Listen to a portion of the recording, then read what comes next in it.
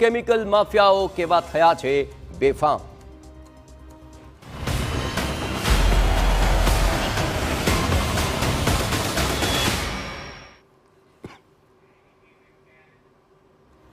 અંકલેશ્વર શહેરના 1 લાખ કરતાં વધુ લોકોની જિંદગીને જોખમમાં મૂકવામાં આવી રહી છે, જ્યાં અંકલેશ્વરના લોકો જે પાણી પીવી રહ્યા છે તે પાણીમાં કોઈએ કેમિકલ નાખી દીધું અને આ કેમિકલ માફિયાઓએ કેનાલમાં કેમિકલ ઠાલવી દીધું અને તેને કારણે કેનાલનું પાણી દૂષિત થઈ ચૂક્યું છે।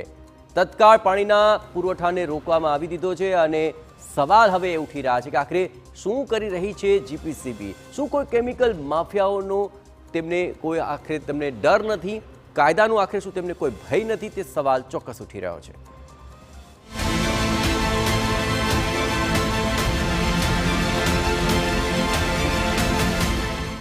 કેમિકલ માફિયા બેફામ।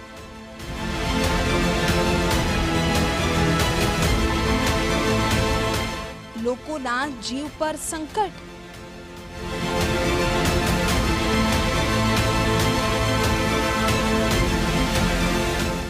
શું કરી રહી છે જીપીસીબીની ટીમ? ભરૂચના અંકલેશ્વર શહેર અને જીઆઈડીસીના રહીશોના જીવને જોખમમાં મૂકવાના કાવતરાનો પર્દાફાશ થયો છે। ઉકાઈ જમણા કાંઠાની નહેરમાં ટોક્સિક કેમિકલ વેસ્ટ ઠાલવ્યું હોવાનો ખુલાસો થયો છે। અંકલેશ્વર શહેર અને જીઆઈડીસી તળાવના ઇનપુટ વાલ્વ બંધ કરાયા છે। નહેરમાં જે સ્થળે કેમિકલ ઠલવાયું ત્યાં ટેન્કરના ટાયરના નિશાન પણ નજરે પડ્યા છે। એટલે સ્પષ્ટ છે કે કેમિકલ માફિયાઓએ કેમિકલ વેસ્ટનો નિકાલ કર્યો છે। કેમિકલ વેસ્ટના કારણે નહેરમાં માછલીઓના મોત થયા છે। હાલ જીપીસીબી સહિતની ટીમે સ્થળ તપાસ કરી છે।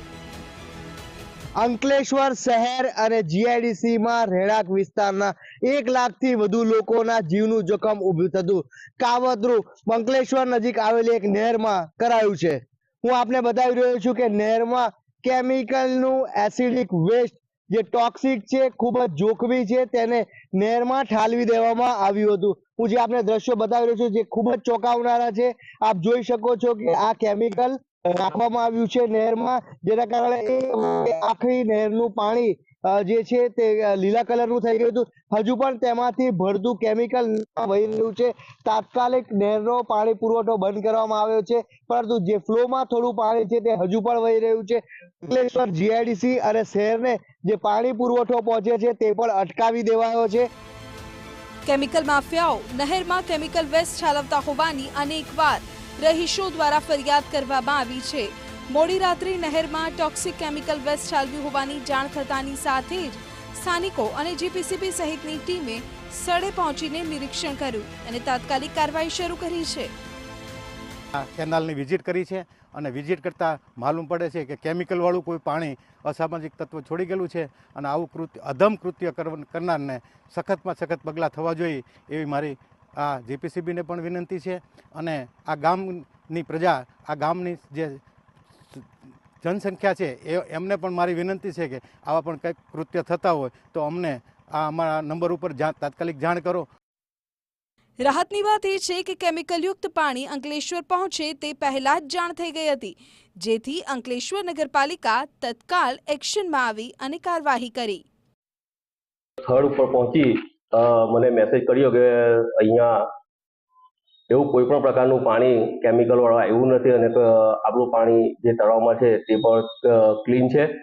હા, એટલે પછી મેં એમને એવી સૂચના આપી કે ભાઈ હાલ અત્યારે જે આપણો ઇનફ્લો વાલ છે એ બંધ કરીને આઉટફ્લો વાલ ખોલી નાખો કે જે કરીને પાણીમાં થોડું ઘણું બી કોઈ પણ પ્રકારનું કેમિકલ હોય એ સીધું વરસાદી કાચમાં નીકળી જાય અને જ્યાં સુધી ઉકાઈ જમણા કાંઠાના જવાબદાર અધિકારી તરફથી આપણી પર કોઈ મેસેજ કે ફોન ના આવે ત્યાં સુધી આ પાણી આપણે આપણા તળાવની અંદર ઇન્વોલ્વ કરવાનું નથી।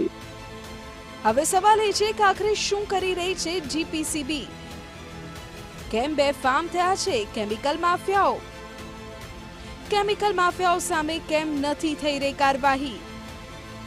કેમિકલ માફિયાઓને કોઈ ડર કેમ નહીં?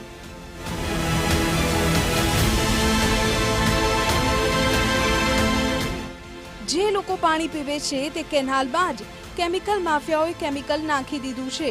એટલે સ્પષ્ટ છે કે કેમિકલ માફિયાઓને કોઈ ડર નથી, કોઈ ભય નથી।